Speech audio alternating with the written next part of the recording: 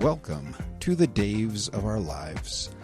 The opinions, comments, and views expressed on this podcast do not reflect the opinions or views of Dave or any other Daves. All comments should be taken as parody and or satire. Thank you for listening. Welcome to part 2 of this episode, where Dave and Dave discuss Dave-orce, or divorce. Divorce is a word that carries a lot of emotions. For some, it's a fresh start. For others, a painful ending. No matter the perspective, one thing is certain. Talking about it isn't easy. However, Dave and Dave are both comfortable enough with each other and with you, our listeners, to be able to share our experience with divorce. If you find this episode difficult to listen to, feel free to listen to any of our others, or come back in 2 weeks when we'll discuss a different topic. Thanks for listening. Divorce. You want to start? Okay. Mine's pretty simple. No, mine's really complicated and messy and scandalous. Okay. Maybe I'll go first then. You go first. Get that out of the way. Let's get that out of the way. Well, how do we want to address this? Do we want to, how far back do you want to know about the relationship? Okay, so I say we do this. Let's do it in 3 segments. Okay, so how did you meet? How did you meet? How did we start dating? Tell me how that went, and then the point you got married. And then I'll take a turn. That's probably longer than my divorce story. You don't have to go into a ton of detail. We don't have to go into everything, but just kind of give me a little bit of background. I'll do the same. And then we can dive into the marriage. And then we'll do kind of back and forth. We'll do a back and forth on the marriage, and then we'll do a divorce. Yeah. How did the divorces go? And then I would love to talk about our current relationships and on a high note. Okay, sounds good. So I met my ex. Are we going to use fake names or just who should not be named? I'm going to go with she who should not be named. I'm not like she's going to listen to it. She who should not be named. We need an acronym. She who. SW. Shelley. No, we can just say Val. She. I'll shorten her name. Val. Okay. Yeah, we won't. No last names. So I met Val in Ogden. I was going to school. She had moved in with her cousin, who I was friends with. Okay, so you had a connection through your cousin. Yeah, so her cousin. They're both from Ohio. And that's how we met. We did not get along when we first met. Not at all. Okay. Were you physically attracted to her when you first met? No. Okay, that's weird. Right.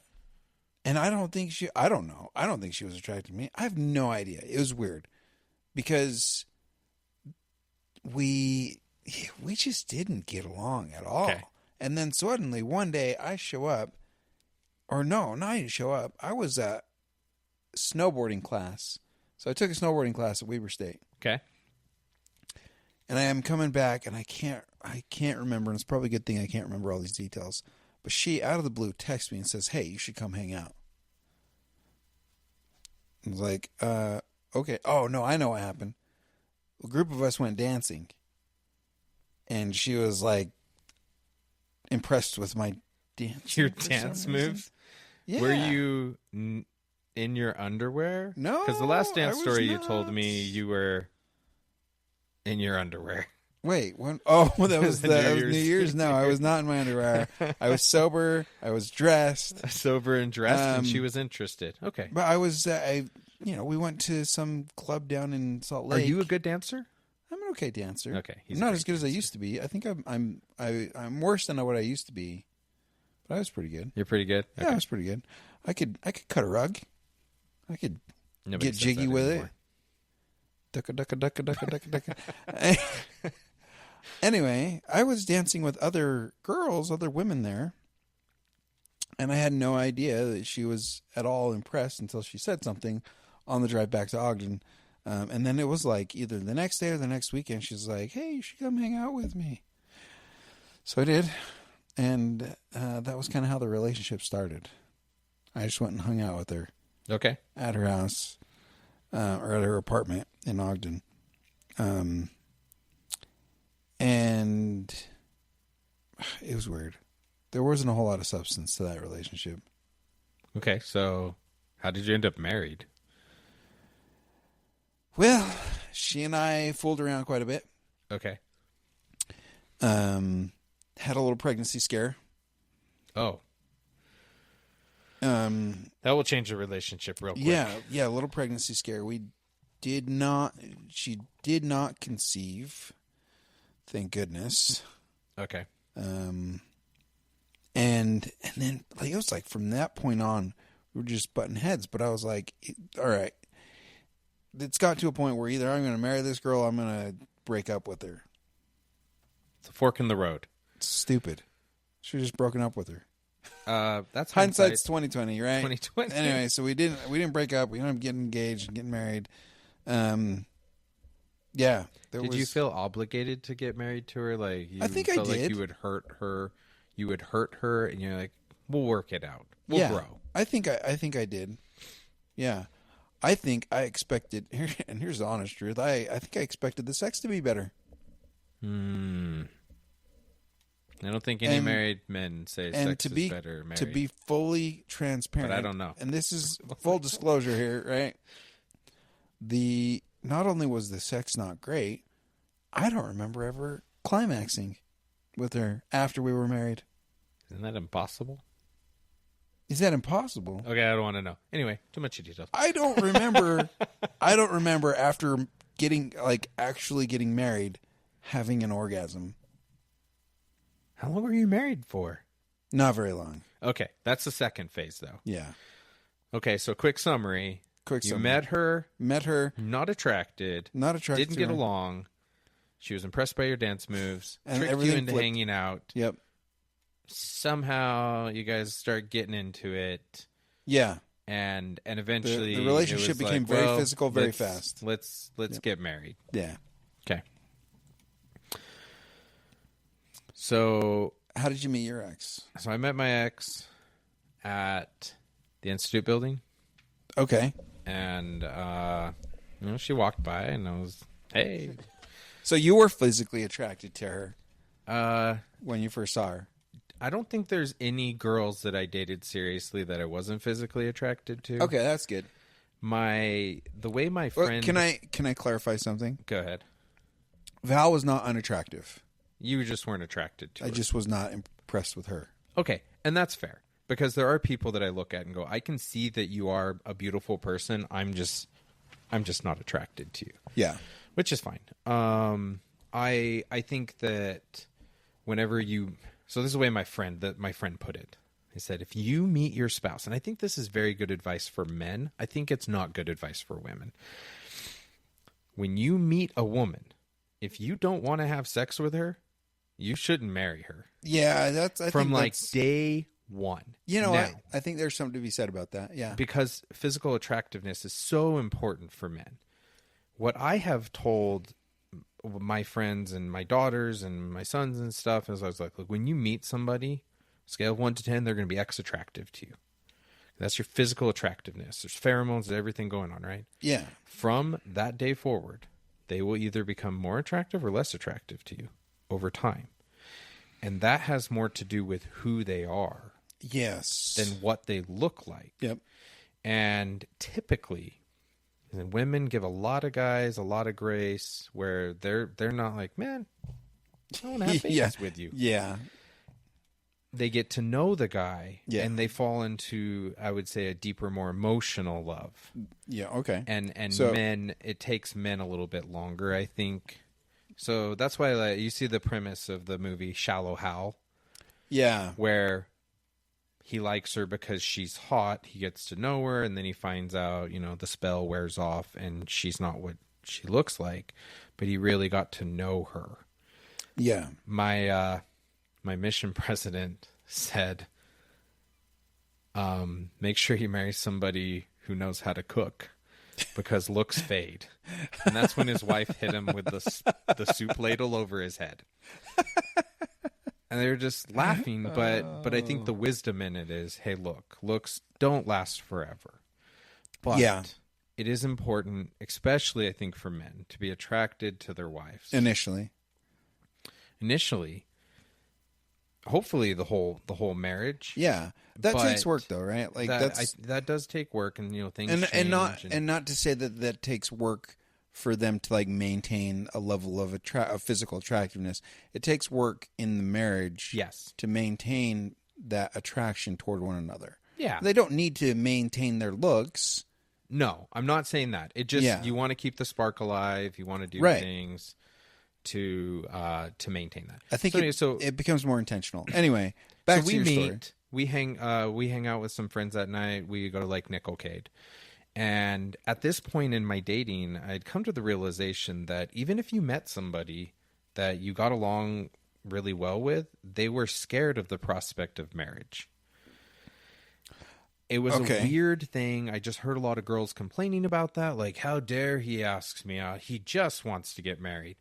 And I said, well, if we meet and it works out, wouldn't we want to get married? Yeah, why wouldn't you want to? Isn't that what you want eventually? Yeah, but how dare he ask me out? And if things work out, we get married. And so this is a much more common thing now, the hangout, than it used to be. You think it's more common now? Oh, people do hangouts way more than they used to 20 years ago. There's a way more. It's a non-committal way of getting to know somebody. Correct. So I orchestrated a hangout, and I invited her and said, hey, we're going to go to Lagoon. This is how much it costs. So she paid for herself, had to find time. The relationship went pretty quick. Okay.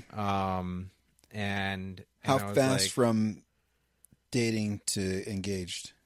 Dating to married was like 5-6 months. Dating to marriage was 5 to 6 months. Yeah, it was pretty quick.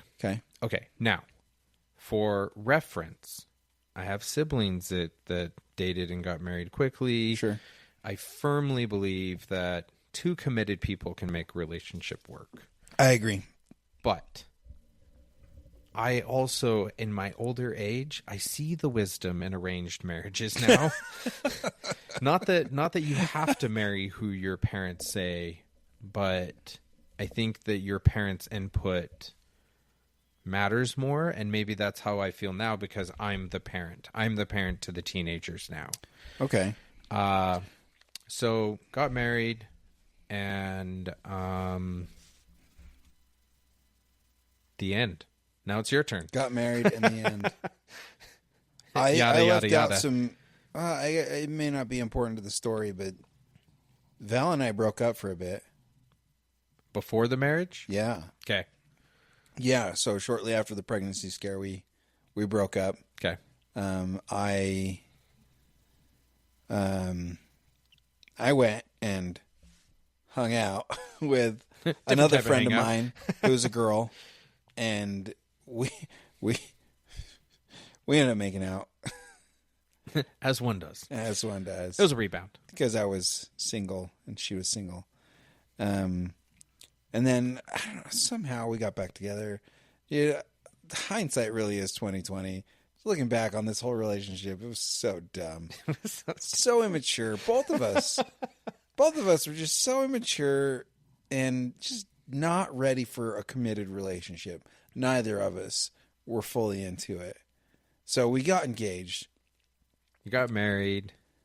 Gotten married. Yeah. How long were you married for? Or what? How long were you married? How long were you together after marriage before the separation and divorce started? 4 months. 4 months. Okay, so during that 4 months, what was it like?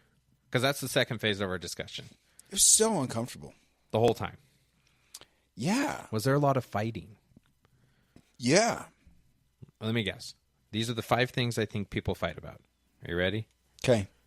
How to load the dishwasher. Nope, we didn't have a dishwasher. So dishes in general. Nope. Laundry. No. Sex. No.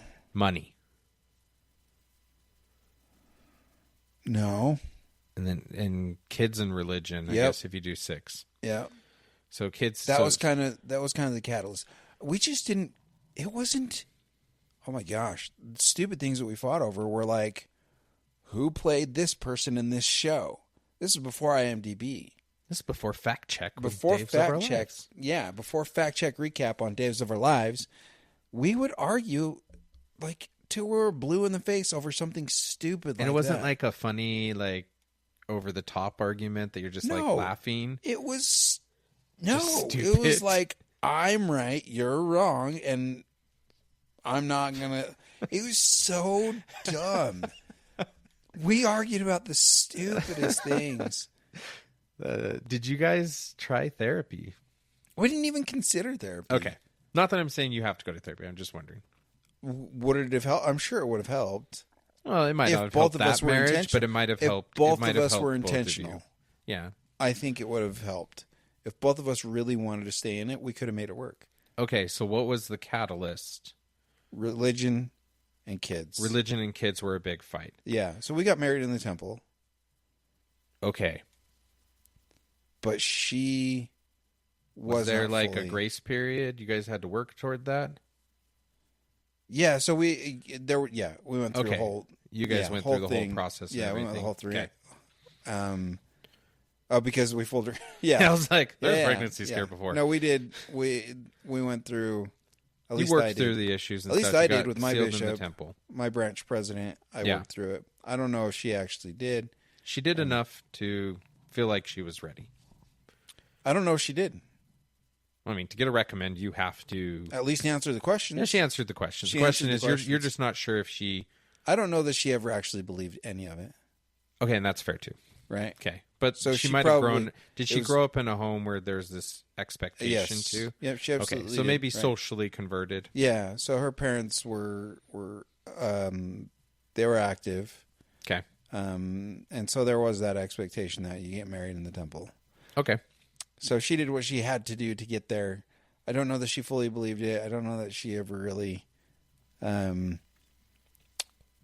She definitely didn't expect the ceremony, like the ordinances in the temple, to be the way they were, because she later expressed how she felt about it, and she was not impressed. She just didn't feel any closeness to any kind of God. It wasn't a spiritually uplifting experience. It wasn't. No, she just thought it was weird. Yeah, which I get.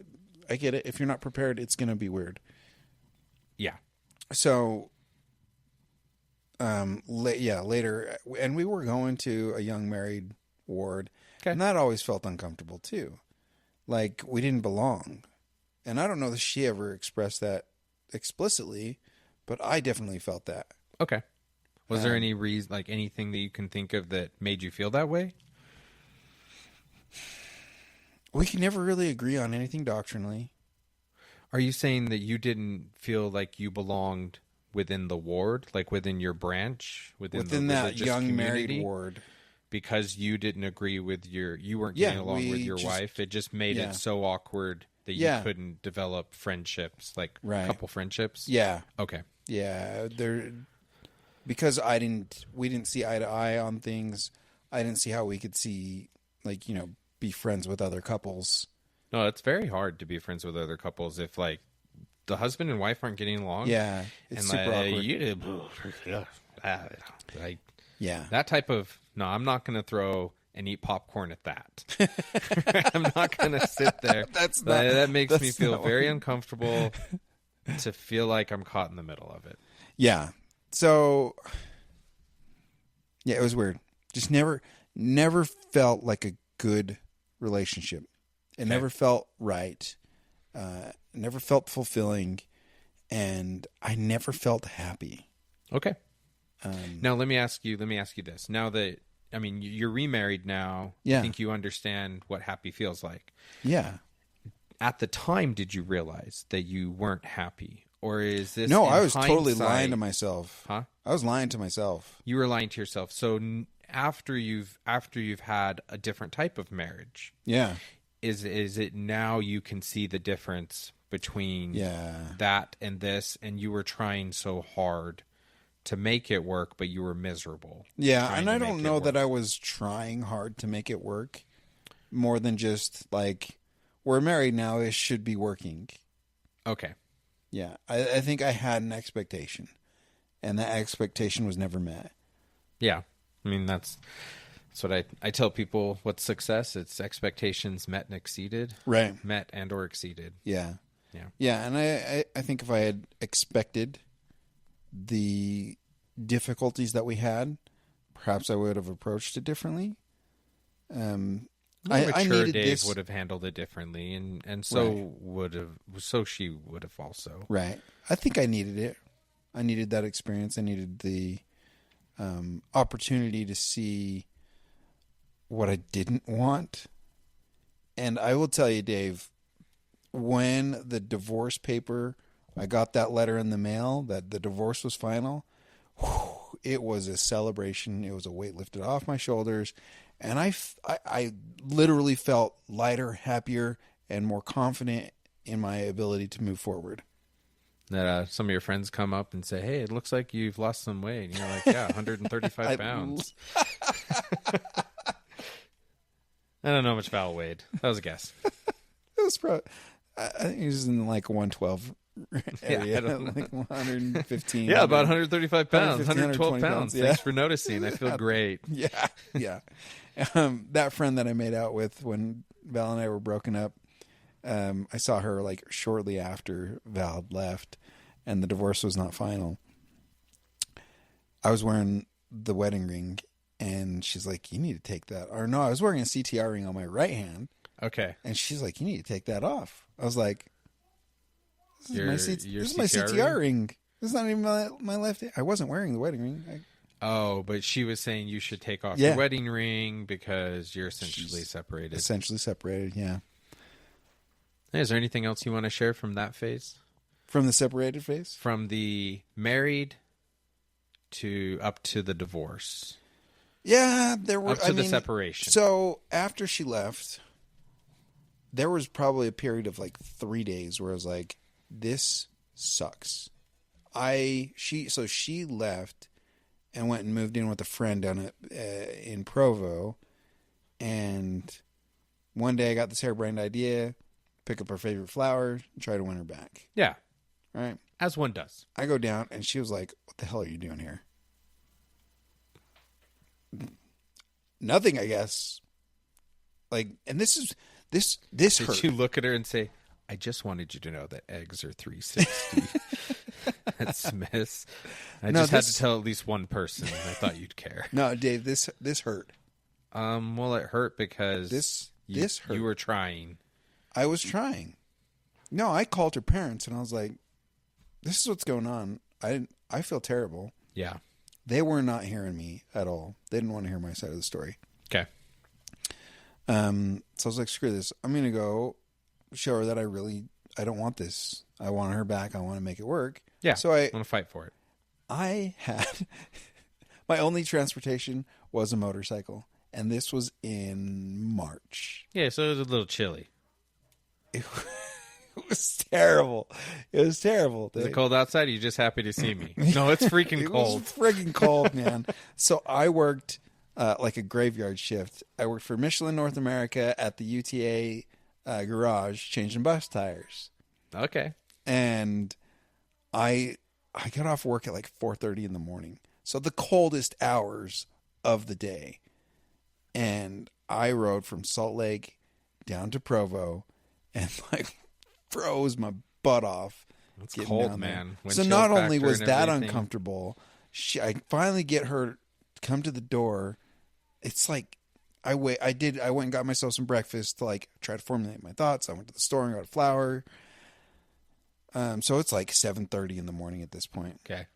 So it's like an hour drive or an hour ride. I think I went slower because it was so stinking cold. Oh, it's cold. It's so early in the I think I got there too. around like 5:30. Went and got breakfast. Whatever. And then she reacts so coldly to me that after that crap I put myself through just to get there and to have her reject me again, that hurt. Was that was the moment they just kind of put the wall up and said, "Nope." Yeah. Like, I'm done. Yeah. So I spun out my tire and rode off, squealing out all the way down the road. Got back to my little studio apartment in Ogden and like it was so cold. I got in the bath and Just took a hot soaked bath. to try to, just like... soaked to try to feel like something in my fingers and my toes again. It was so bad. It's so stupid. Anyway, so that then there was a period of like 3 days after that where I was like miserable. Like, I'm a failure. Mourning cannot, the end of the relationship. There was a lot of shame, right? Yeah. Like, I failed. Therefore I am a failure. Yeah. Right? There's no hope for me to make a marriage work because it's such a it pivotal only lasted. thing. What's that? It's such a pivotal thing. Yeah. Like, in our faith, it means so much. Yeah. And so to have that, go through that, it's embarrassing, right? It's shameful. Yeah. And again, it was only like 3 days. So I got to this point and I was like, I was happy before Valerie. Yeah. I'm just going to go back to doing what I was doing before Valerie. Okay. Read my scriptures, hang out with friends. And that was another thing about that relationship. I isolated you from your friends? Yeah, I essentially burned bridges with my friends. I cut them off because I valued that relationship with her more than my friendships. And so I spent some time reconnecting with friends. I went back to a singles ward. And sorry, I'm really thirsty. No, you're good. I'm just trying to think through like my emotional state at that point. It was weird, right? So I got past that shame and was like, I'm doing what I'm supposed to. From the time you met her to the time to this, how long in your life is that? From the time I met her till now? From the time you met her to the time of separation. To the time of separation, it was not long, a year and a half. Okay. It wasn't long, but boy, I feel like I learned and grew a lot from that experience. I was more, once the divorce was final, I was definitely more intentional and honest with the girls that I dated after that. For the most part. There are exceptions. You learned from it. Okay. I learned a lot from it. Mine is longer. Okay. It's darker. Longer and darker. So you got married. Okay. We're talking marriage, right? Marriage to divorce. So I got married. I felt, I think it would be wrong of me to say if I could go back, would I not get married to her? Sure. I don't think that I would say that. I would say that I wish that I knew how to handle the situations better. And I don't know that it would have changed anything, but I think that I would have ended the marriage sooner. Okay. Had I understood what I understood. Anyway, so, we get married, and within like a week, we get into a fight over something stupid. Don't know what it is. Like some actor in a TV show. Yeah, some actor on a TV show. And she's yelling at me, telling me, you should have married so-and-so, some girl I dated previously. This was a weekend? A weekend. Oh, gosh. She's like, we're getting divorced. Packing her bags. This is a weekend. This is a weekend, Dave. And I'm like, whoa. She had a flair for the dramatic. Okay? Sure. Yeah, sounds like my ex. She definitely did too. I just want to put out a little note. She had red hair, which I think is nature's way of saying danger, because it's the color of fire. Don't touch it. It's the color of peppers. Don't eat them. They'll burn, right? There are so many things in nature that are red. Sure. That say danger. Yeah. I wasn't one of these guys who was like, oh man, any redhead. I was just like, oh, she has red hair. That's pretty. That's fine. Whatever. Sure. Dated blondes, dated brunettes. Yeah. Didn't care. But there are definitely some people that are like, they're redhead. They're not even going to go near it. No, they don't go near redheads, but then there's people that worship redheads. Sure. Yeah. I was not one of these people. So anyway, get married. Very volatile. Up and down, up and down. Lots of fighting. And I am desperately trying to figure out what do I need to do to quote unquote make her happy. Yeah. That's if I just did this, if I just did this, if I just did this, it would get better, right? We end up moving, we go to a new apartment, and tons of fighting there too. We had good times. It wasn't just all bad. It's hard for me to remember everything. I didn't keep like a really good journal, but I just remember how volatile it was. Yeah. And I don't mind fighting. Actually, let me rephrase this. I don't mind arguing. I do mind fighting. Right. Yeah. Arguing is you and I don't agree. Fighting is it's personal. And the way she argued was she fought. It was, you are worthless. Nobody likes you. She would say this to you? Oh, yeah. I got fired from a job, and she would then use this against me for the rest of our marriage. No wonder you got fired from that job. You're a horrible employee. It was bad. The verbal abuse. Yeah. I'm more stick to the subject, like, hey, you said that you do this. You didn't do this. This was hurtful. She would scream, throw things. Now, wow. I did stupid stuff too. Yeah, and I was the same. This is where we had. I would say it was very pivotal what happened here. But we were goofing around downstairs, and something happened, and what we did hurt my back. And I said something like, "Ow, that hurt my back." It wasn't we weren't fighting when this happened. We were just goofing around. Playing around. Yeah. And so she ran upstairs, and I went to smack her on her butt. Okay. Like a playful, just like hey, you're being sassy with me, I'll be sassy back. Yeah.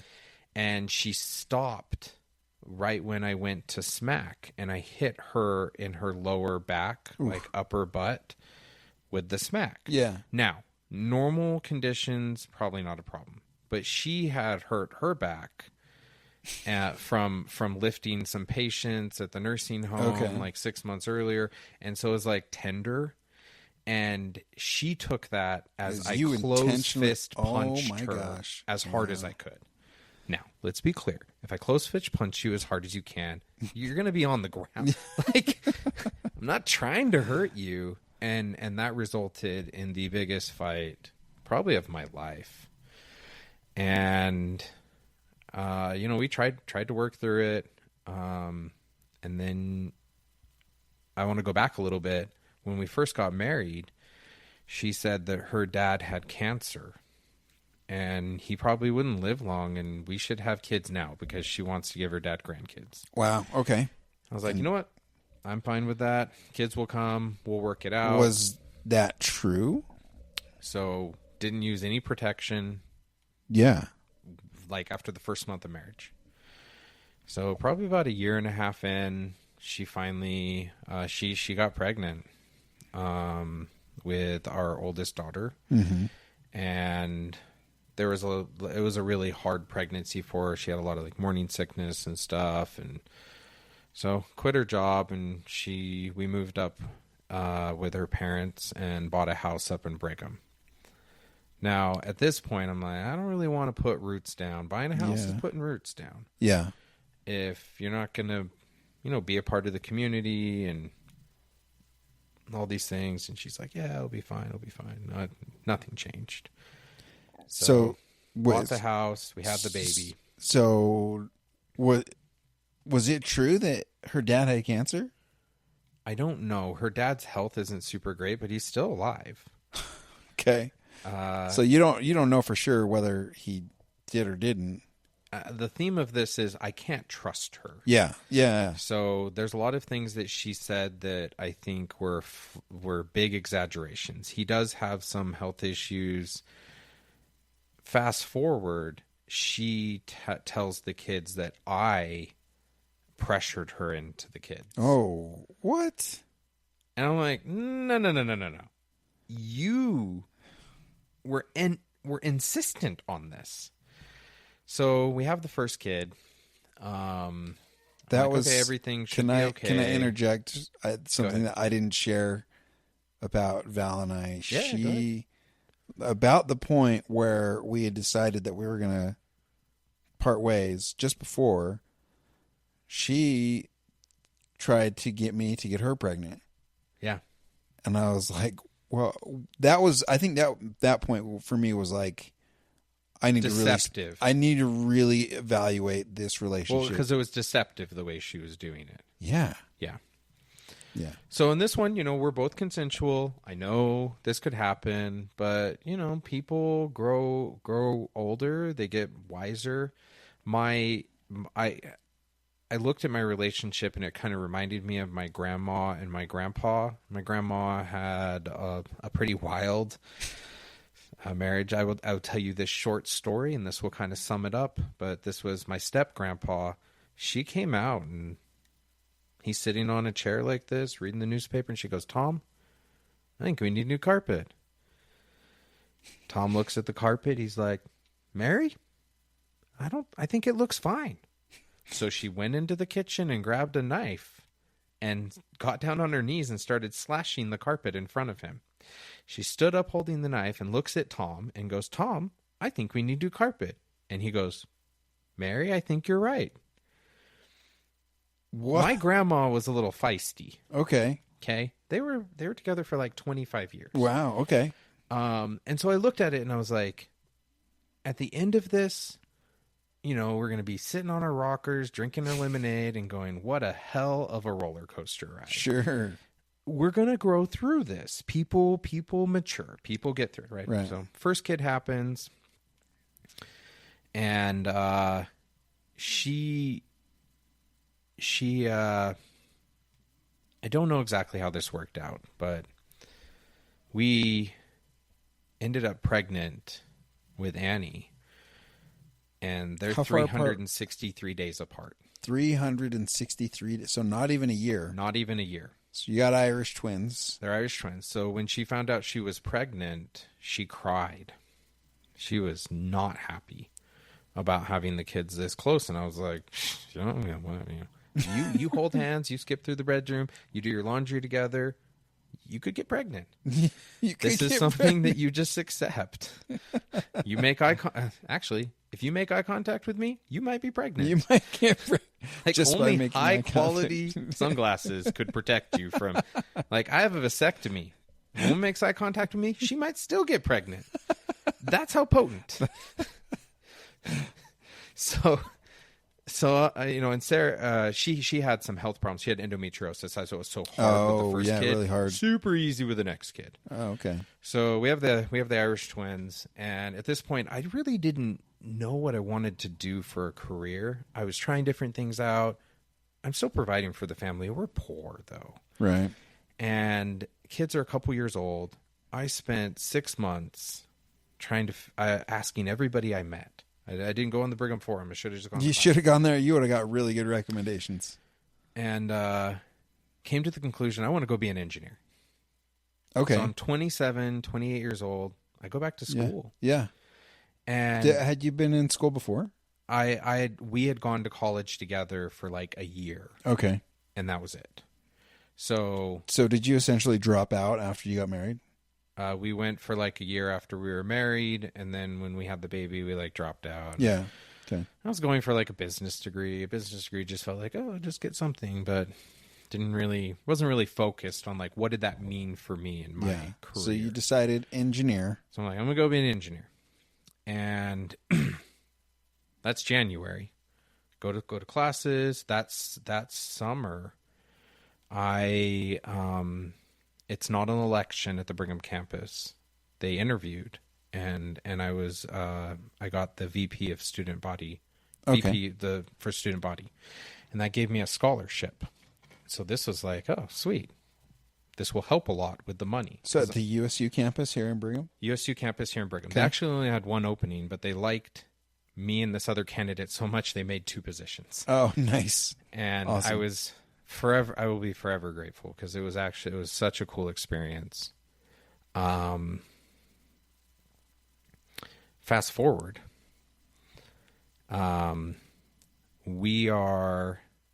It's like the weekend before my birthday. Okay. We have a couple of young kids. She says, "Hey, my friend has tickets or something for this thing down in Vegas. Can I go to it? Okay. Right. So I'll watch the kids. No big deal. Sure. She goes down. She comes back. We get into a huge fight. I don't understand why.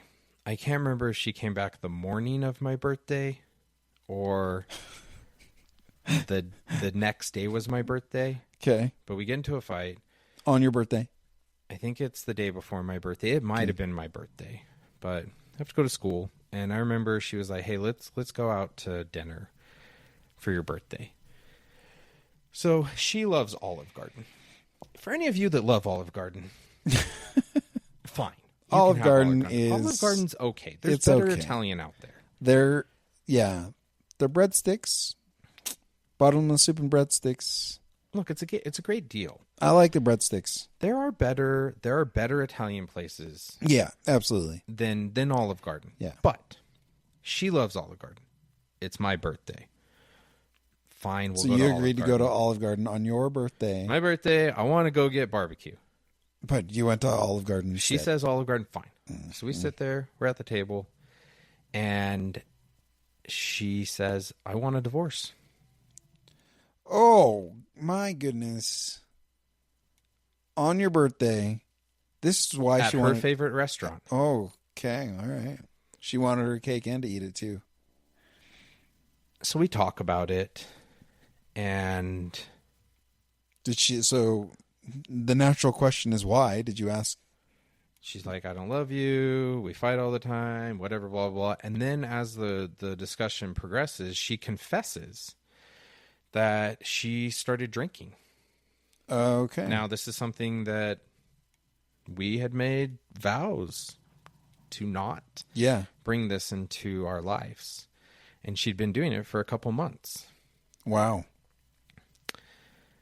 How did she deal without you finding out?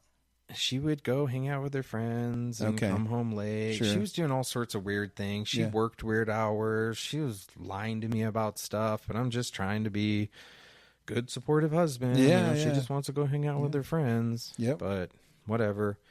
So we go home. Like, I think I slept in the same bed next to her. And she's like, we're getting divorced. And so I'm trying, same thing as you, really hard. The next 6 days later is our anniversary. 8 days after that is Valentine's Day. Jeez. So, like, take her out on our anniversary, like, get her flowers. She's like, okay, we'll go out, but I'm not sure that I want to stay married to you. Then there's, like, Valentine's Day. And I had to wait tables. I waited tables during this time period. So my neighbor, she calls me up on my way home from work or texts me and said, hey, so-and-so came and visited. It's a high school friend. Okay. And I think the neighbor,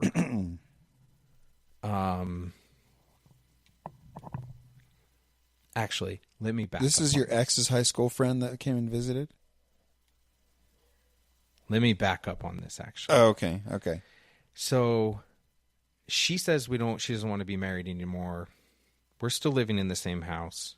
Like a week later, it's a Friday night. I'm waiting tables. And she says, I'm going to go spend the night at my friend's house. The kids are going to be at my mom's house. You can pick them up tomorrow morning and I'll be home. I just need to get away. And I'm like, okay. So the next morning, she says she's going to go over to the Cherry on the Hill and do a dance class with her friend. So I go and pick up the kids. I say, hey, kids, do you want to go swing by and see mom at the dance club? Okay, go over there. There's no class. There's no dance club going on. So I go down to her friend's house. I can't get a hold of her. And I go down to her friend's house, and this is the friend that she went to Vegas with. And I'm like, hey, I can't find her. Do you know where she's at? She's like, I don't know what you're talking about. I'm like, you guys went to Vegas like a week ago, right? She's like, what are you talking about? So now I find out that she lied to me about Vegas. I don't know what happened. This friend that she supposedly went with didn't go with her. And I don't know where she is. So She tells me some story. I choose to believe it because I don't have anything else to go Right. off You have no of, right? reason not to believe that. Yeah. So fast forward a couple more days later, and a friend dropped by, and the neighbor saw the friend drop by, and she was like, "Hey, so-and-so dropped by. I think the neighbor might think something weird about it. Will you go talk to the neighbor when you get home? Let them know this is just my friend, nothing weird or whatever." So I drop by my neighbor's house, and I'm like, "Hey, my wife said something happened, and just wanted me to talk to you and make sure you didn't think anything weird's going on." And he goes, "Dave, your wife's cheating on you, and I think you need to talk with her about it." So come to find out, this ex-boyfriend from high school is the person she went with to Vegas. And she's been having an affair for a couple months now. Wow. He lived in an apartment complex with my neighbor's daughter. Oh, so he knew because the neighbor's daughter was like, "Hey, I'm going to go up and see my dad in Brigham City." Yeah. He said, "My girlfriend lives in Brigham City. Can I bum a ride with you?" And gives her directions to my house. Oh my gosh. He gets out of it and she goes, "Oh, that's funny because my dad lives right here." So she goes into the house and the dad's like, "Oh, hey, I haven't seen you, blah, blah, blah." She's like, "Oh yeah, funny story. My neighbor in the apartment complex, his girlfriend lives right next door." And he's like, "She's married to Dave." Holy crap. Yes, holy crap, right? So I go home and I talk to her, and so did you call her out on it? I asked her, and she admitted to it. Okay. And basically I was like, "Look, I know people make mistakes. I know things happen. I don't want to break up our family over something like this. Yeah. Let's go to counseling. Let's work through this." Right? I have family members that have done stuff like this before. Yeah. Nobody, I would not say close family members. But stuff like this happens, and I get it. And I'm trying to exercise forgiveness, and let's work through the issues, but you got to cut it off from this guy. She continued to lie and talk to this guy. Oh my gosh. For like another 4 years. 4 years? Yeah. So was she having an affair with him for those 4 years too? I don't know. I don't know if it just stayed as like an emotional affair. But August of 2013, I'd got a job as an engineer. I only had 1 year left of school. Yeah. My life has been utter hell with Yeah. the stuff she's put me through. The lying, the cheating, the drinking, everything. It's just horrible. I'm just trying to keep my family together. Yeah. And she finally breaks it all the way off with the guy, blocks him, does like straight up nuclear. Apparently he's totally gone. Apparently. So fast forward to February of 2014. Okay. We're on like cell phone plans. You can buy cheaper ones if you Right. don't text as much. Right. Right now, the unlimited plans are pretty cheap. Yeah. But at this point, I'm poor, dude. I don't have like a ton of money. So I went and looked at our plan, and she is texting two guys. How do you know? Between the two of them, because there was so many text messages. Yeah. And I'm like, why are there so many text messages? Like, her and I don't text that much. I'm trying to get a cheaper plan.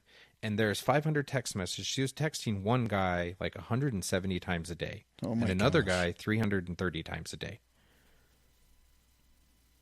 And I lost it. Yeah. I mean, yelling. That's as far as it went, right? Sure. And she's like, oh, they're just my friends, blah, blah, blah. I'm like, they're not your friends. You're starting more affairs. Yeah. So we separated like 3 weeks later, I think. Okay. And there was for the next 3 weeks, the cops came over to my house 3 times. What for? One time her and I were fighting. They knocked on the door and they're like, hey, and I was like, listen, I'm Irish. She's a redhead. I'm going to be fighting.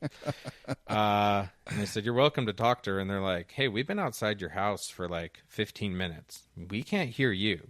We hear her. Wow. And so they came and talked, and then 2 more times she wasn't even home. I'm just sitting there like folding laundry, doing my homework, and the cops came over. So I believe she was calling the cops to start to get a record to be able to start this narrative. Yeah. Right? That you're like emotionally abusive or something. That I'm abusive and it's horrible and all these horrible things, right? So we separate, and I don't know. She just gets mad and goes to her mom's house. Because I called her out on something. She was lying to me. She was meeting up with some guy. With my kids. With your kids? Oh, yeah. She took the kids with her? Oh, yeah. So I actually, like a week before the separation, she wanted some Reese's peanut butter cups. It was on a Sunday. And she's like, go to the store and buy me some Reese's peanut cups. I'm like, I don't want to go and buy stuff on Sunday. I have my more reasons why. I just not to do it. So our little boy Jack is like, I'm going to go to the store. And he starts walking down the street. He's like 3 years old with money. So I'm like, fine, I'll go to the store. I'll buy you some Reese's. Jack's halfway to Smith's. Yeah. He's 3. He has like $3 in his pocket. Oh my gosh. So I pick him up, we go over, we buy some Reese's Pieces, I give it to her. She posted on like social media. So the next day I come home and there's like 5 or 6 Reese's peanut butter cup bars. Because one of these dudes saw her post and came up from Ogden just to give her some just because Reese's. He's a friend. Oh yeah, because your friend is gonna do. Oh my goodness. So I went to Smith's. I talked to the manager. I said, I'm going to buy every single Reese's peanut butter cup you have in this store. What deal can I have? He said, I'll give them to you for this price. I cleaned out the store of every Reese's peanut butter cup, and I stocked it into the cabinet in the kitchen, and I had a card. And the card said, you're invited, like, to a birthday party. And it says, you're invited to tell the other guy to go to hell. With hundreds of Reese's peanut butter cups, right? So fast forward, we separate a week later. Yeah. And she would talk to me and, maybe we'll go to counseling. At this time, we've gone to tons of counseling, tried all sorts of different things. Nothing seems to be working. It's just so volatile. Right. Yeah. So she, I think she agreed that we could go to therapy a week after we separated on a Monday. Okay. And I said, there's an opening like Monday in the middle of the day. She's like, no, I'm busy. I'm helping my dad with something. Okay. So we'll go Monday night. Okay. That sounds fine. Right. I get a call from my friends. Her and her mom are in the house and they're cleaning it out. Your house. My house. We're supposed to go to therapy in a couple hours, and she's there cleaning the house out. What? She texts me. She's like, we're getting divorced. I went to the therapy appointment by myself because what else do you do? Right. I'm like, hey, it was supposed to be me and my wife, but I think we're getting divorced. And that was helpful. So how long had you been married up to this point? Oh, yeah. So we had been together for 11 years. 11 years. Yeah. Should have been 4 months. Should have been 4 months. Should have been. But I'm trying. And for the past 5 years, it has been miserable. We stayed together for 5 years after that Olive Garden thing. And guess what? She kept taking me to that Olive Garden. I told her, I said, I don't want to go. And she'd be like, hey, it's Father's Day. Let's go to Olive Garden. I'm like, I really don't want to go. Please, please. I'm like, you are Satan. for doing this to me. The same Olive Garden. Over and over. Yeah. This is torture on many levels, okay? So we get separated. You know, I feel like the word trauma is overused nowadays, but I think that what you experienced with that qualifies as trauma. I haven't told you most of it. Well, that's the scary part. No, this is definitely trauma. And at the time I don't know that I realized it. So this is separation. She sends me some paperwork. She's like, "Hey, you need to give me this much money a month. You can't see the kids anymore." And it was very nasty.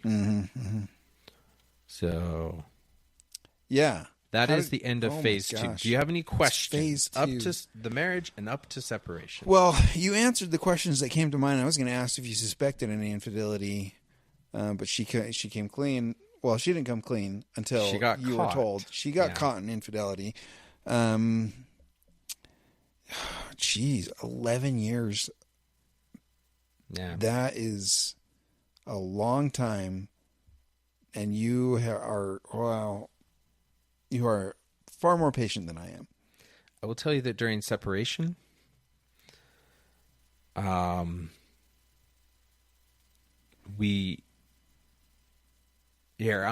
you're okay, I'm going to skip ahead to the separation to divorce. Okay. Are you okay with that? Yeah, let me ask this, though. Like, what was, during your marriage, what was your communication like?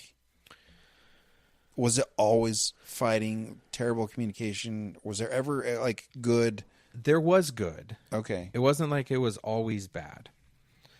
I think this is the most telling. These are the most telling things that I get from this. Is when we were in college, we took a personality test, and I remember the results of the personality test, and the professor was like, "I've never seen anybody with results like that," and they were hers. So it was kind of like it had 4 major aspects of a personality, and it would make a chart. And so mine looks like this, right? And it was, this is who you are. This is who you are with your friends, and here's the blend. My chart for who I am with my friends, and who my blend is exactly the same. Dude, I don't have the mental capacity to fake who I am with my friends. So, good or bad, that is what it is. Okay. So then you see hers, and it's like, here's hers, and it is like flat. What does that mean? She didn't have strong characteristics in any of the categories. And then she had a chart that was very different around her friends, and then she had her blend. I didn't know who I was going to come home to every day. Yeah. And so it was bipolar. It was erratic. Yeah. And she ended up having a mental breakdown. She ended up going to the hospital, and she was court ordered to do therapy for a year. And the therapist eventually said, "Look, I think you're bipolar. You need to take medication for this." And she quit going to therapy. She didn't tell me about that until later. This was while you were married? This is while we were married. And so, I tried to help her, but it's like there was always something, that next thing, if this just happened, everything would be better. And if we go on this trip to Oregon, life will be better. And if we remodel this, then I'll be happy. Yeah. And, there's days I'd come home and she hadn't showered or changed her clothes in 3-4 days. There was days that I came home and she'd be all dolled up and, everything's so perfect bizarre, or whatever, man. right? There was one time where I went to the library, no fighting's going on, nothing weird's going on. I thought things were okay. I take the kids to the library. I came home and she has her bags packed. She says she's moving to Oregon. She had drained our bank accounts. The kids are screaming on the lawn, crying. She doesn't even tell them bye, and she gets in the car and leaves. She came back like 5 hours later. Said she got to the border and was like, "What am I doing?" and came home. Whoa. And I'm like, okay, we can plan a trip to Oregon if you want to do that. So we went on a trip to Oregon a couple months later. Holy cow, man. But this is the type of erratic. Yeah. I just, don't know what I'm doing. So there's a book, The 5 Love Languages. Yeah. So I read that book, and in the book it tells you to experiment and see. There's no rhyme or reason. Like things like I'm like, oh, this is what I'm doing. No, this is not. You've seen the movie Fireproof? Yeah. I wrote 40. I did the 40. You did you did the 40-day challenge. 40-day like write a thing every day for her. Like I tried so hard, and it was just constant moving target to just have a normal relationship. So we separate. In the first like 3-4 months, she is just absolutely ridiculous. I'd call the kids. She say their bedtime's 7:30. I call it 7:28. Hey, I want to tell the kids good night. No, I told you to call at 7:30. I call back at 7:31. You're a minute late. Click. You can't talk to the kids. Whoa, my goodness. Yeah, it was insane. She had like my daughter came over. She's 7-8 years old, and I guess she didn't change her underwear and went to school the next day. And a lot of people don't change their underwear every single day. Sure. But also, I'm in the middle of divorce. I'm not checking my 7-year-old to see if she changed her underwear because of the allegations that my ex would make. She'd say crazy things. And so I'm not letting you see the kids again unless you put in writing that you are going to ensure that she changes her underwear. Oh my gosh. And the girls, they're not wearing matching socks. I don't care. Matching socks? Yeah. The girls' hair you didn't do their hair nice enough. I only know like 3 hairstyles. I wash their hair. I condition it. I shampoo it. I dry. I brush it out. I know pigtails and I know braids, and that's it. Look at me. What do I know about hairdos? I'm bald. You don't have hair. Right? I'm sorry. I'm doing the best job I can. So I went and got a lawyer. Yeah, okay. I just went down the street, walked in, said, hey, I think I need a lawyer. And Mike over here at it's the one at Zions Bank. Okay. He was super helpful. So she had filed paperwork, so I had to get a lawyer. It's like, there goes all the money. We have no money. Yeah. And you're how old at this point? I am 32. 32 and nothing. Oh. 32. I'm graduating in 3 months. I just got my first job that was like making decent money. Yeah. So I thought, man, this ex-boyfriend's out of the picture. I got this job. I'm graduating. Things can only get better from here, right?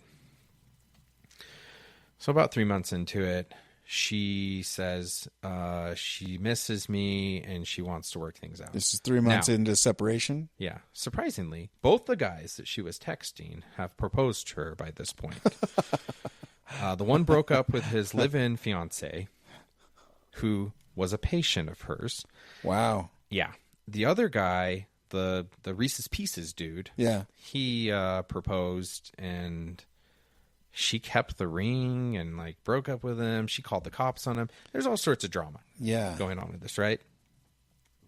So she tells me, look, I don't want to give up our family. I want to work things out. I'm like, give it a try.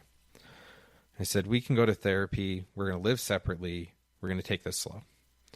She says, we need to find a therapist. I don't want them to be the same faith of ours. And it has to be a woman. Now, I have limitations. They have to be in this area. They have to be a woman. They can't. And I'm not even sure if you're allowed to ask a therapist that question. Because if you went to a job interview and they're like, what's your religious preference? And they judge you accordingly, that's illegal. It's discrimination. Discrimination. You can do this with therapists. Oh, you can? Yeah. Okay. I asked, and she said, that's fine. So I look up, I find a therapist. We go to the therapist and put down some pretty good boundaries. But literally the first therapy session, we're talking afterwards, and this other dude shows up. Reese's Peanut Butter guy shows up. He shows up to your therapy session? Yeah, afterwards. In the parking lot. Cops get called. I mean, it's all this drama. And she's telling me he's stalking her. I don't know. I think she's telling him, hey, please come save me from my exes talking to me in the park. I feel like she's dishonest with things. Yeah, she's telling two different stories. I mean, at this point, how do you believe anything she's saying? If I ever looked at her phone, I would always find out that she was being dishonest. Yeah. And so I just stopped looking at her phone because it was better for me. It was like, it's better just to not know. I just can't handle this right now. So we go to therapy. Things are okay. Therapist puts down some boundaries. We're going to go on like dates once a week. She picks a date. I pick a date. I show up for the date. I sat in the driveway for like an hour and a half for her to get ready. What? And then we went and we missed the event. And so we talked about it in therapy. And the therapist convinced her that being late, especially like that type of late, is just really rude. The therapist, she convinced your ex that she was rude. She was rude. And we talked about it after therapy, and she told me sorry. And I remember calling my mom and being like, oh my gosh, I think our marriage might work out, because she actually apologized. I don't know that this has ever happened. And she's committed to just being on time. And, we went on some dates, and she started not showing up to therapy. And you talk about being patient. The therapist looked at me and said, I've been doing this for like 35 years. You are the most patient man I have ever met. Yeah. And I looked at her and I said, I don't want to be patient anymore.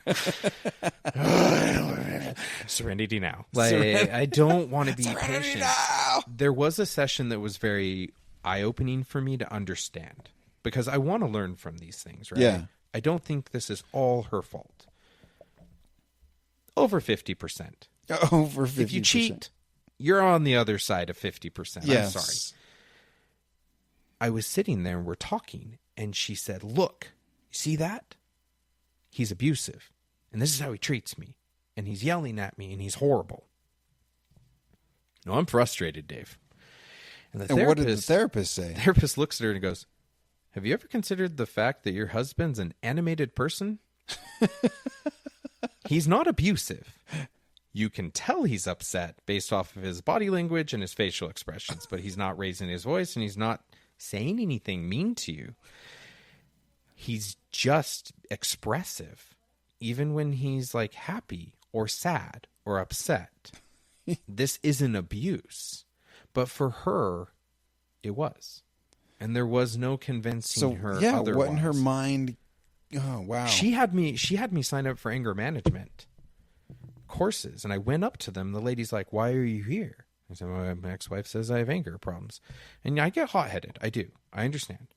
And she's like, are you court-ordered? No. Okay. I went to, I think, 1 or 2 sessions, and she said, you can't come back anymore. You don't have anger problems. You don't have anger problems. It's insulting for you to be here. Yeah. Insulting to the people that actually have anger problems. Have actual anger problems. Yeah. You're a problem, because it's like you're mocking them. It's like... So yeah. Okay. So fast forward, it's Christmas time, and she doesn't keep the commitments she said she would. Sure. Yeah. And then New Year's Eve, she's like, I don't want to come over. I had the kids. I ordered pizza.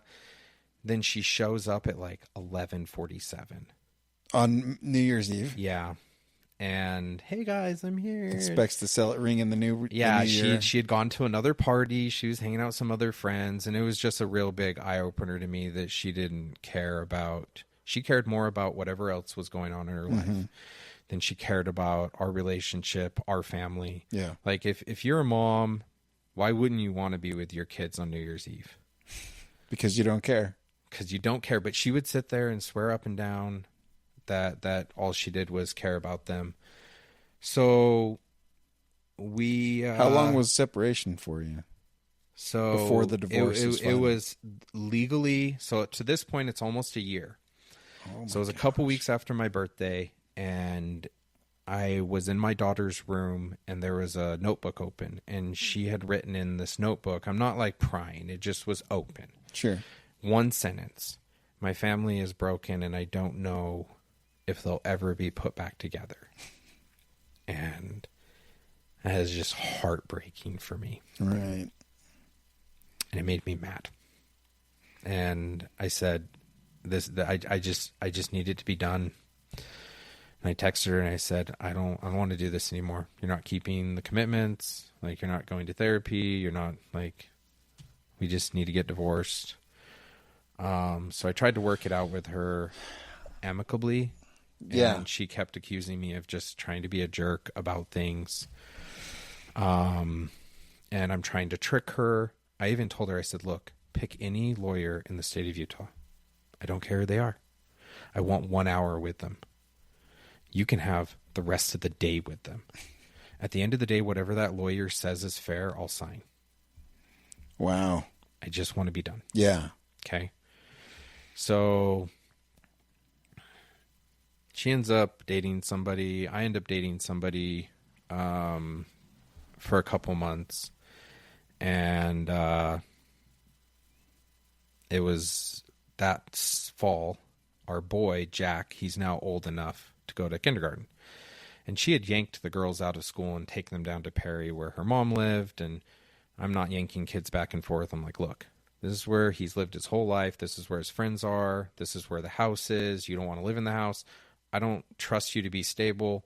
He needs to go to school here. Yeah. So we don't agree, but I register him. I put him in school. We're supposed to go to court to work some of this stuff out. We're going to go meet with the commissioner. So first day of school, he gets out of school. She picks him up from the babysitters because I work, she works. Welcome to divorce life, right? Yeah. And she decides she's really upset, and she breaks into my house with the children,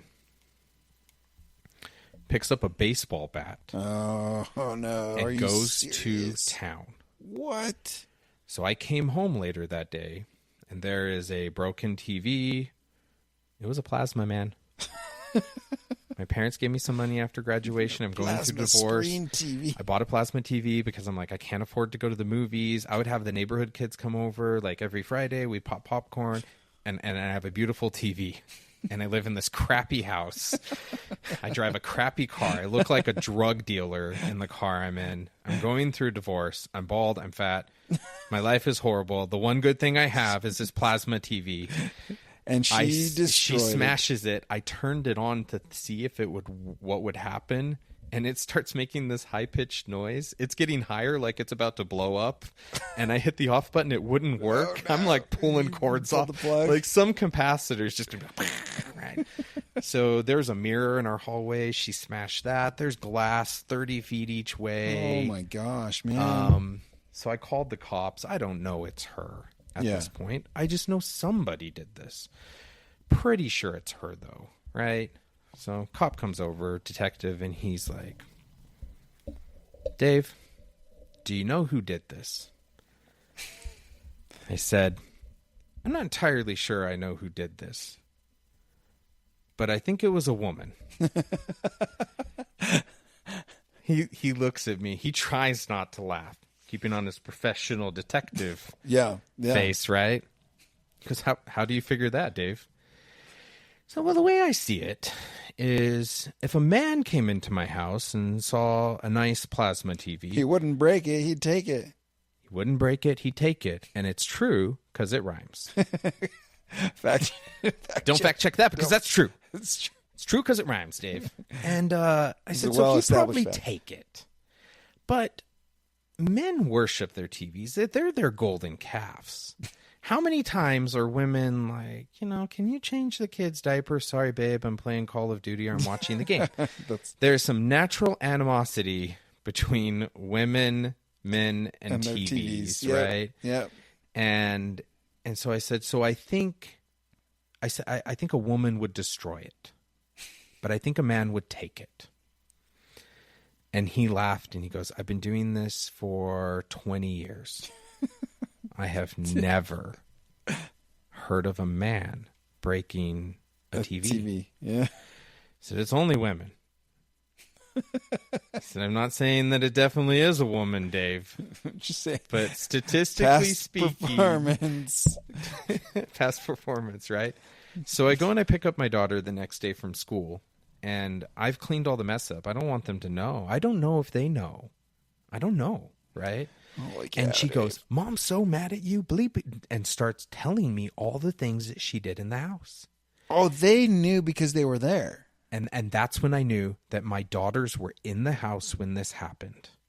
They saw their mom take a baseball bat and smash things and start losing her mind. So she takes some documentation, like Social Security cards. She takes all this stuff so that she can go do whatever she wants with the kids, like re-register them at whatever schools. I tell my daughter, don't talk to me. I don't want to tamper. Take them to the cops. Cops are like, dude, they've totally been tampered with by your ex. She ends up getting charged. She pleads to some Class B misdemeanor. She had to pay for the TV. She had to write a letter to the kids. You know, so she went through the whole thing. But that was when I told my lawyer, just put her on the ropes. Like, I want to be done. So I ended up with full custody of the kids. She had supervised visitation. And my end goal is I don't want to take the kids from their mom. Right. I want them to have a great relationship with their mom. I want to have a great relationship with them. I understand that people make mistakes in the heat of the moment. So we work through and we gradually transition to the point that we're at 50-50. You are indeed like one of the most patient people I've ever heard of. Oh my gosh. I would not be I don't want to be patient I would anymore. not be that like oh man. Oh, this was the hardest thing I've ever been through in my life. Yeah. I spent many nights at my friend's house. Coming home, my house is empty. They'd stay up late, sit there and like watch Archer, which by the way, if you ever thought The Simpsons is bad or South Park, Archer is like total next level naughty. Simpsons, I would show my kids Simpsons. Yeah, but when I was a kid, it was like that was the naughtiest thing on TV. It was because it was a cartoon in prime time. If it was any other sitcom, it would be fine. Because it was a cartoon. It was but because anyway, it was a cartoon. They're watching Archer playing like video games next to each other. I'm sitting on their couch, spilling my woes out, and watching Archer. Sorry. Yeah, Dave, that sucks. Yeah, and they would stay up late, and so it was just a safe place for me to go and just sit there and be like, man, this sucks. Yeah. So forever grateful to them. I had another friends who kind of did the same thing a little later and through the divorce process.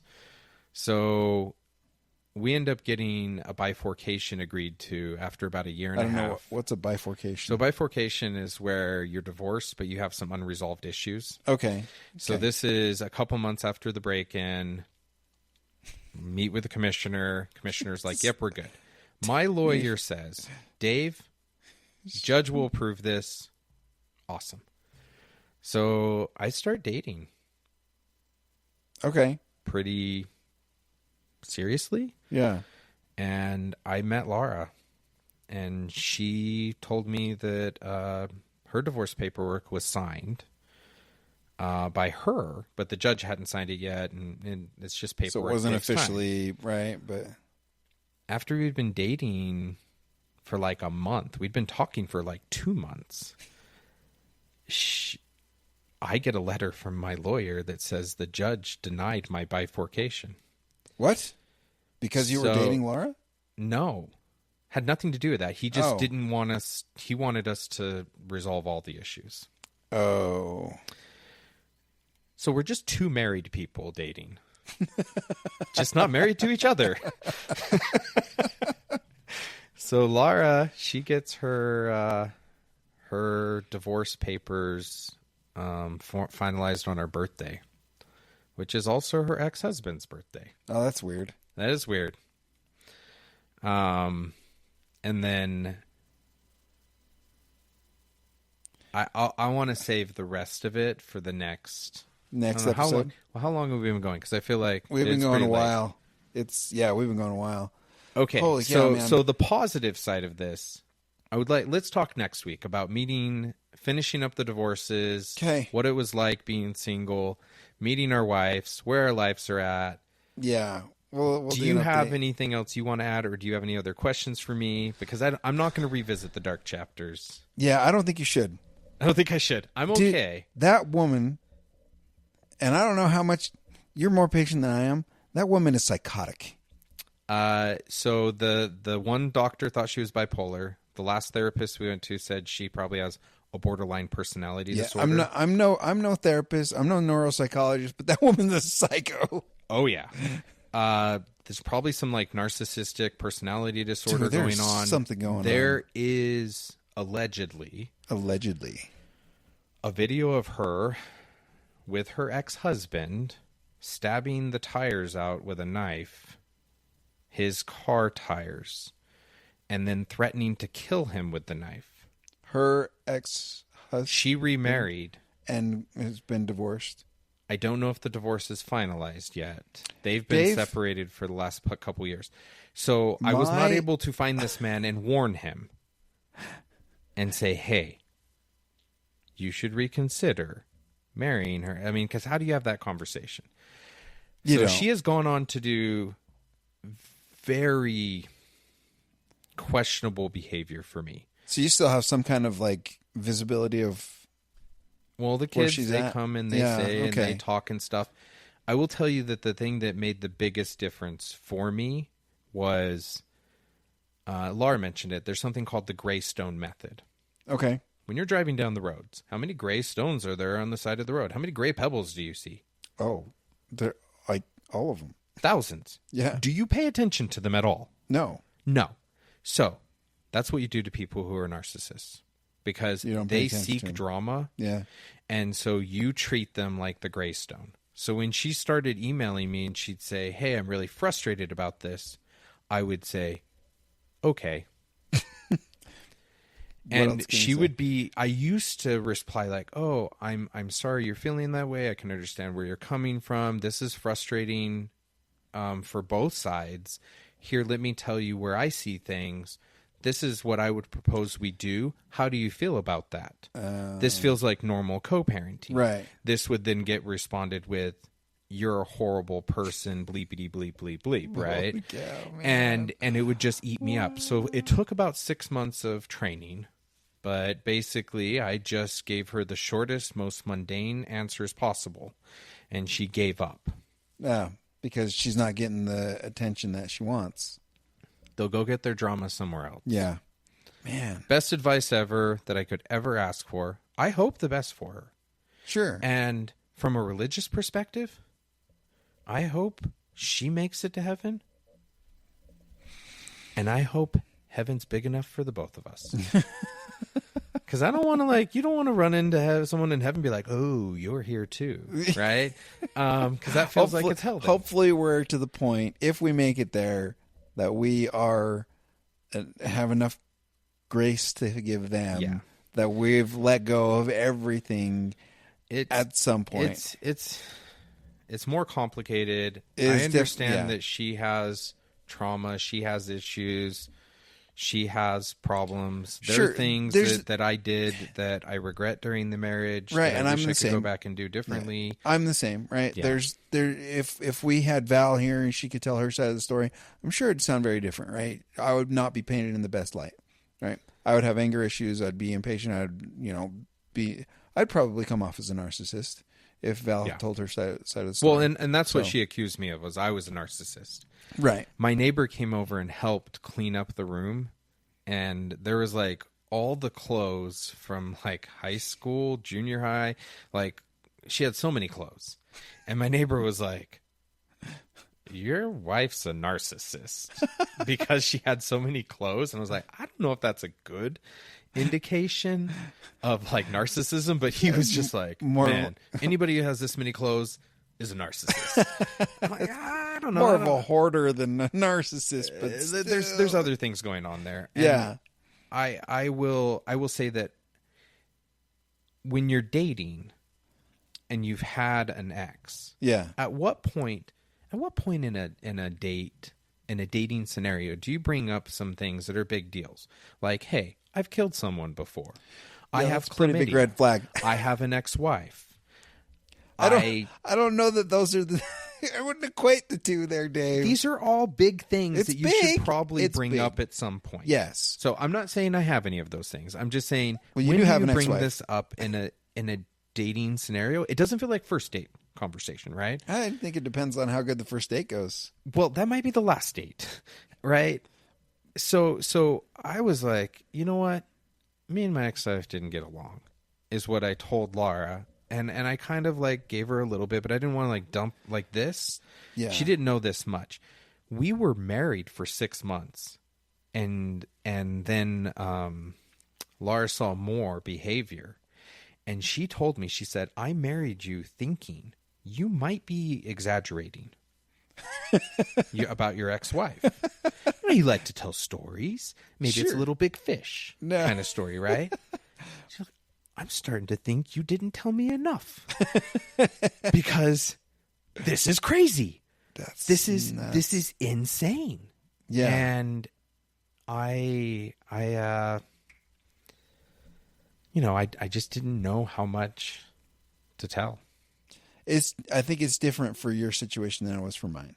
4 months, no kids, No kids, 4 months, no house, like no debt, no debt. Well, we had a car, but no like yeah. long-term debt that we had to liquidate to cover the cost of. Mine had debt. Mine has the kids. Yeah. Hard. So I guess what I'm saying is like bringing that up in a dating situation was much easier for me than it would have been for you. Yeah. Because I actually did. Maybe not. I don't know. Because as young as I was 24. It's pretty rare for the 24-year-old to have been divorced already. Yeah. So the problem that I ran into, I remember once I was talking to this lady. She was a nurse, and we had been texting long enough that it felt like we could talk on the phone, right? Yeah. And so I was like, hey, do you want to talk on the phone? Sounds great. I'm just getting off work. I'm going to take a shower. I'll give you a call. And she goes, well, actually, like an hour later, she texts me and says, I think I've worked with your ex-wife. Oh, no. And Bountiful's too far for a relationship with someone in Brigham. Really? That's not too far. No. I don't think this is going to work out. And So what did the ex-wife tell her? I mean, I'm a horrible human. Yeah. Daves are the worst. Daves are the worst. There are definitely things that I did that I regret. So I but don't. They're not extreme things. Yeah. But like I said, I smacked her on the back trying to hit her butt. That's not the same as just flat out hitting your wife. No, it's definitely This not. was an accident. Yeah. But the story has morphed to the point where, I'm just straight up Punching her in the lower back. yeah, beating her. The truth of the matter is she hit me. And I had to I went to the what is that place? It's for women. Oh, It's you the went women's shelter. Wow. Because when she broke in, my lawyer's like, you need to go talk with them. So I talked to them about the situation, and they're like, do you feel threatened? I'm a man. I'm like, I don't know. I don't think so. I don't think so. So they just kind of like, oh, he's fine. Oh. And then my lawyer called them up and was like, I am going to cause you so many problems. Because if a man had broken into his ex-wife's house, oh yeah, it'd be and very smashed a TV, like he'd be in jail. Yeah. You'd be all over this. And their tune changed real quick. They were very supportive. They're helpful. They came to the hearings. Because the truth is, I was a victim. Yeah. Yeah. You were. I was a victim. She broke into my house Yeah. and smashed things and did it in front of my children. I was trying to be patient and, hey, I think more long term, which I try to think long term. Right. but I think that she has enough mental health issues that it's just not possible to have a stable co-parenting relationship with her, let alone a marriage. So, yeah. So how long was from separation to final divorce decree? It was 2 years. Oh my gosh. So 4 months of it, she hates me. 9 months of it, we're like trying to work it out. Yeah. Living separately, trying to work it out. And then another year of fighting me, breaking into the house, accusing me of all sorts of crazy stuff. Man. It was just the hardest thing in my life. Yeah. Like by far the hardest thing. So difficult. My employer was very patient with me, worked with me through this. It was a miracle I graduated. Like, I was so bitter. I remember they pulled me in. They're like, "Congratulations, Dave! You're graduating in the engineering honors society." Like, screw you! I hate you all. I actually took all those Reese's peanut butter cups because there were so many. She couldn't eat them all in the week, right? Yeah. I took a whole box of them. They were king size ones, right? I put them in a box. I went to the Weber State campus. I'm going to school there. Every girl that walked by, you were handing them out. I handed them out. I just said, "Hey, here, have a candy bar." And they're like, "Why you don't want to know?" Just take we're it, not please. talking about this. I'm just handing this away. Fast forward, Laura and I are married for like 6 months. And you still have some? And she found the card. Oh. It was like tucked weird some nook or cranny, and she finds it. And she's like, what is this? And my fun story. Oh my gosh. Dave. That is crazy. That is crazy. Maybe not dark. Crazy. Crazy. Yeah, Crazy is the only way. Man, you might have to just title this episode Crazy. That is the only way that I can describe this. Is it was literally insane. Yeah. And it has been such a difficult post-divorce co-parenting relationship. And if you talk to her, she would say the same thing. I'm super difficult to work with. I literally communicate that way, like, "Hey, maybe I don't agree with you on this, but like, let's try to come to a conclusion. Can we work with this? How about we switch this around?" So is there any compromise with her at all? No. It is I very rarely ever see compromise. There has been a handful of times, like, I would show up to pick up the kids, and I wasn't allowed to pull on in the driveway and sit there. I'd have to sit there on the side of the road on a busy road with no shoulder, like minimal shoulder, no sidewalk.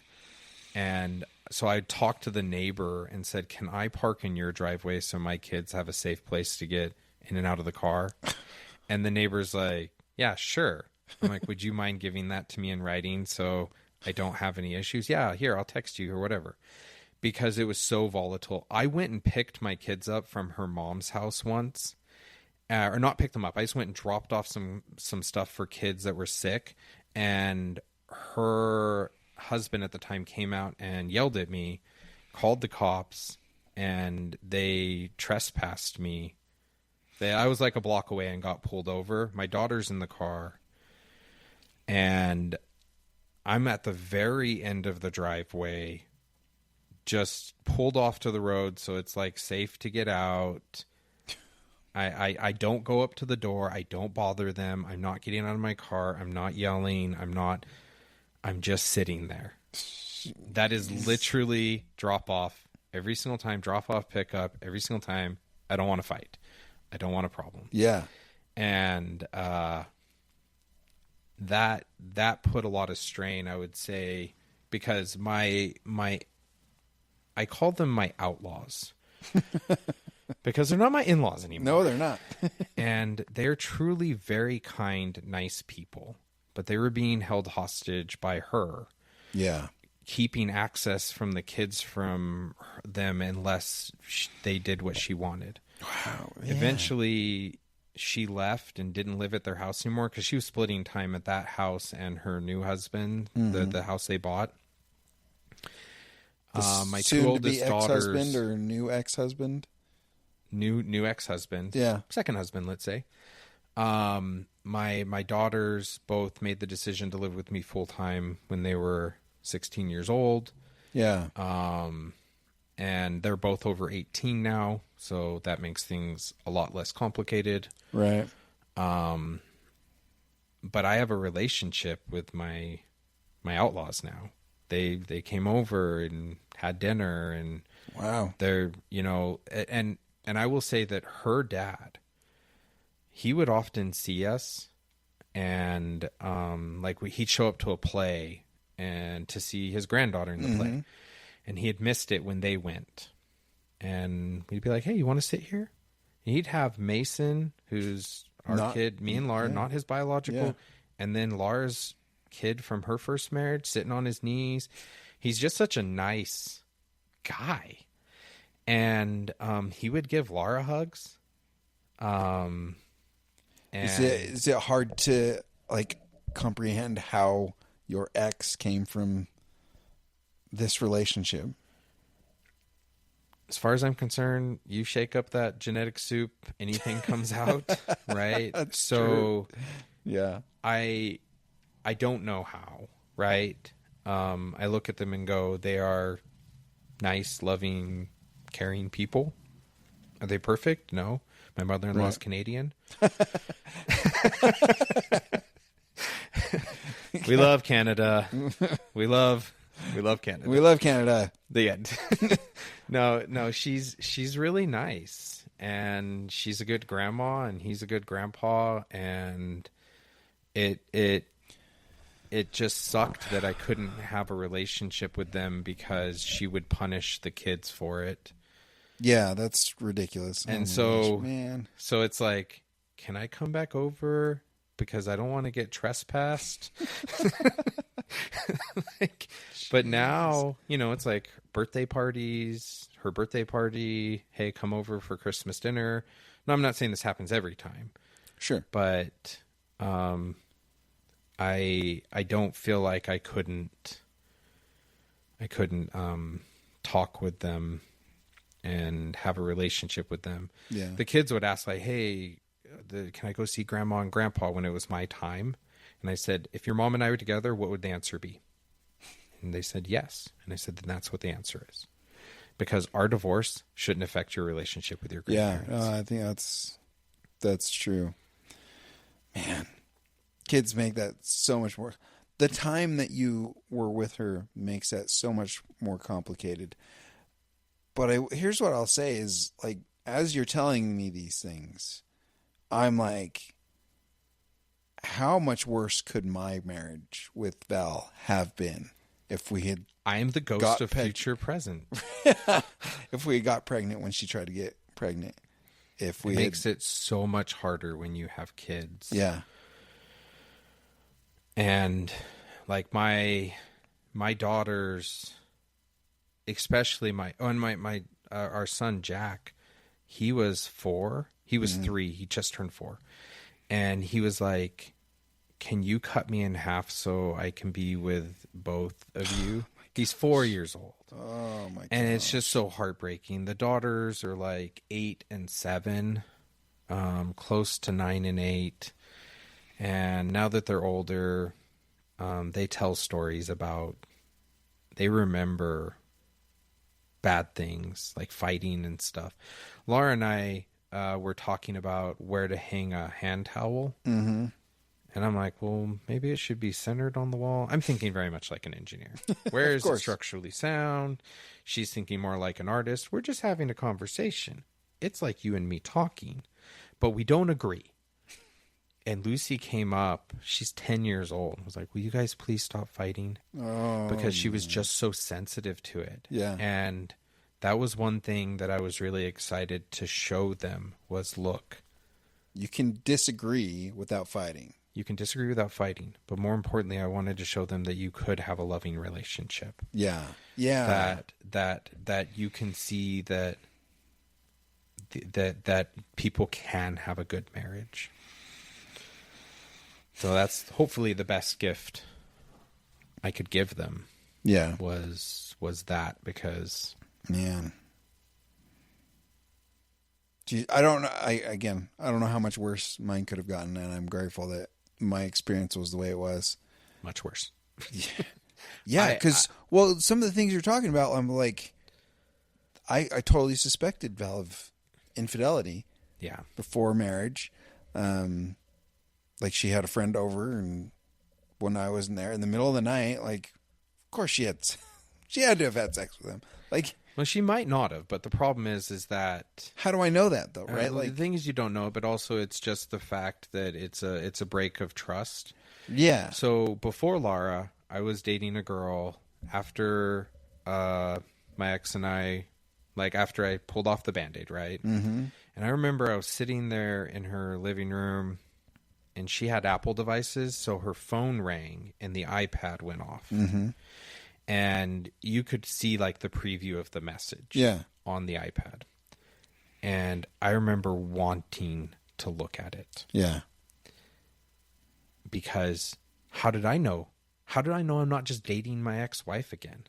Right. I've only known this person for a couple months. She's also divorced, and her ex-husband's horrible too.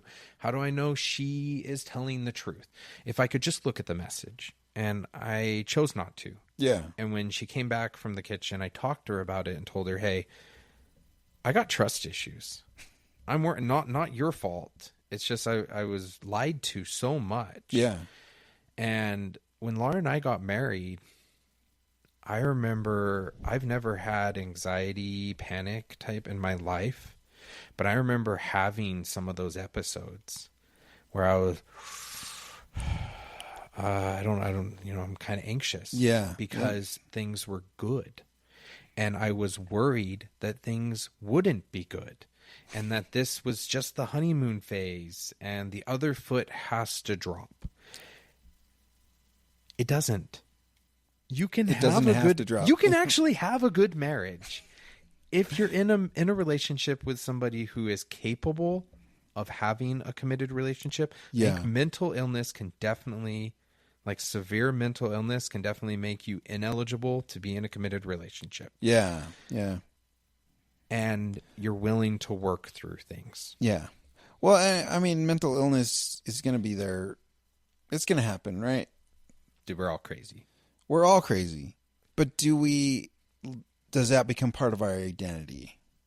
Hopefully not. But I do believe in hey, through sickness and health, I'm not going to divorce somebody because they have mental health issues. Right. That doesn't make sense. But I'm not sure. That's not what I'm on saying. The severity of it, I'm not sure that they're able to be in an equal committed relationship. Yeah. And I think that's where I was going. Yoked. Right. Like those that have mental illness but are willing to get help. Yeah. Talk through it, work through it.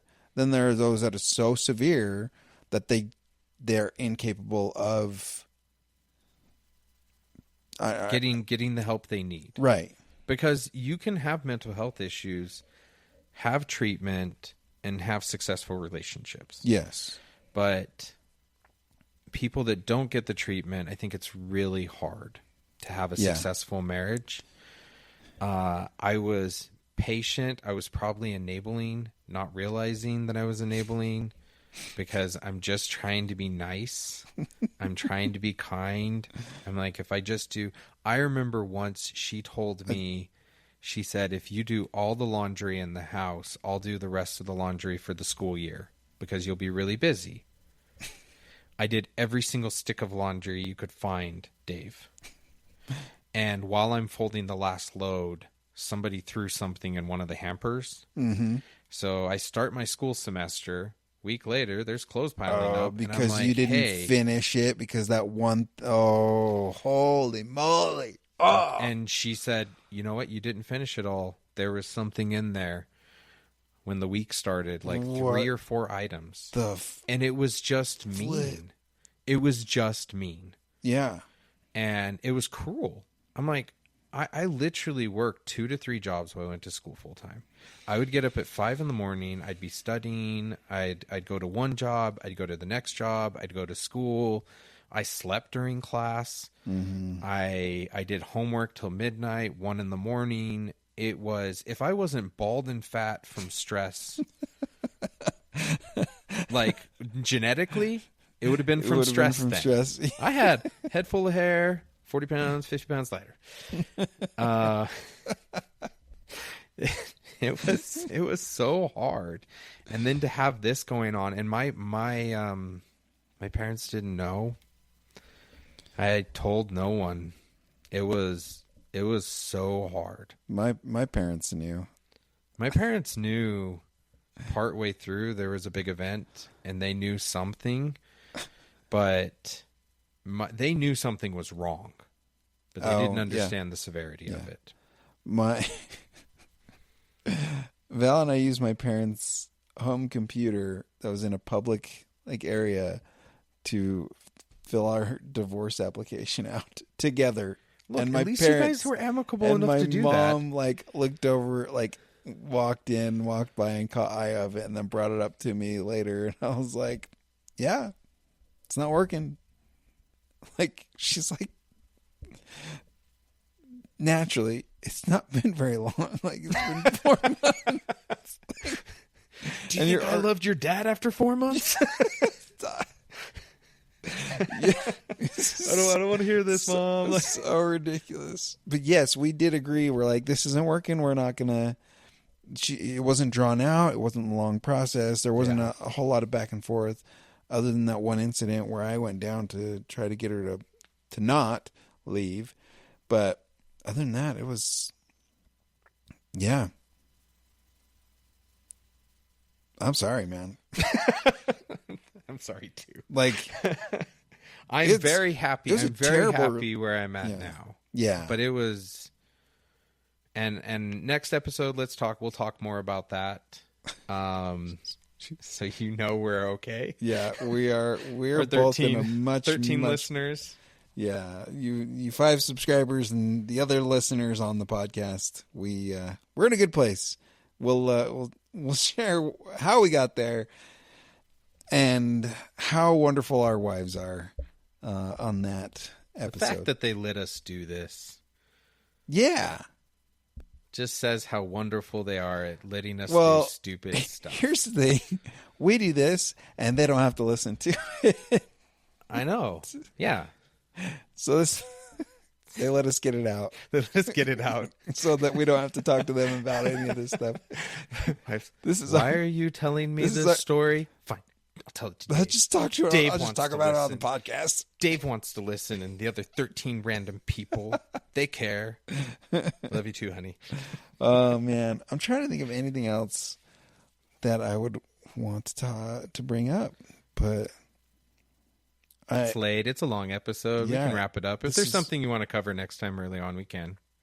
Yeah. We'll talk post-separation dating.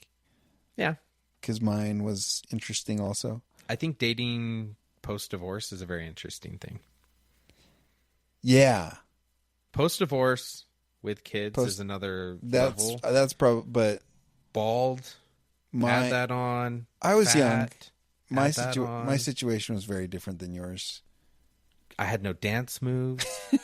That made a huge difference for me. God, I freaking look like the monkey on the missing dark link. Skinned. I've got a nice nice tan. I've got hair in the right places. You don't got hair in the right places. Dave is a physical specimen. And I look like Neanderthal got dropped off from 4 million years ago. But look, Dave, I'm not an engineer, so...